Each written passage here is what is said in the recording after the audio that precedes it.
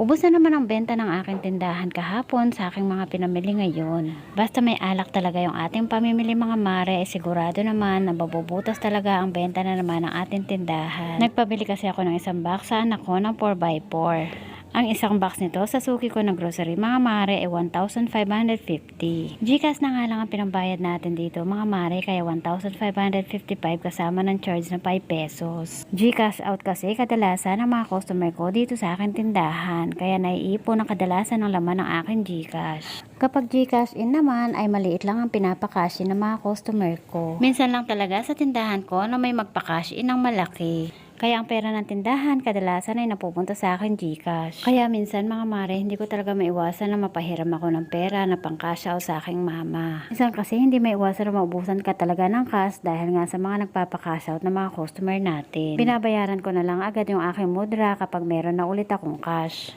Kaya nga napakalaking bagay talaga na meron akong mudra na nalalapitan sa tuwing ako'y mangangailangan. At buti na nga lang palagi siyang meron pang cash na ipapahiram sa akin. Kaya thank you Lord sa pagbibigay mo sa akin ng isang nanay na katulad ng aking ina. At maraming salamat din sa iyo mudra sa lahat.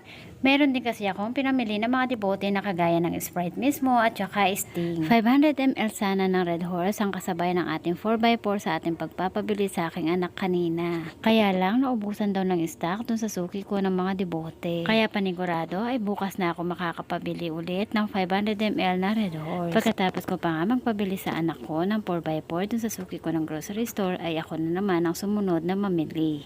Sa grocery store naman ako ng palengke bumili ng Sprite mismo at saka Sting kasi mas mura nga doon ang mga mismo. Kasama na nga doon ang pagbili ko ang Coffee Co Brown at saka Nescafe Creamy White. Dati-rati kasi ang mga kape dun sa suki ko ng grocery store ay mas mura sa kanila compare mo dun sa grocery ng palengke. Kaya lang simula nagtaasan na ang presyo ng mga kape twin pack ay mas mahal na dun sa suki ko ng grocery store. Dahil bilang negosyante kung saan tayo mas makakamura kahit na papiso-piso ay dun tayo namimili. Kaya sa bawat pamimili natin ay hindi lang isang grocery store ang ating mga pinupuntahan. Di bali nang mapagod tayo, ang importante mas makamura tayo sa ating pamimili.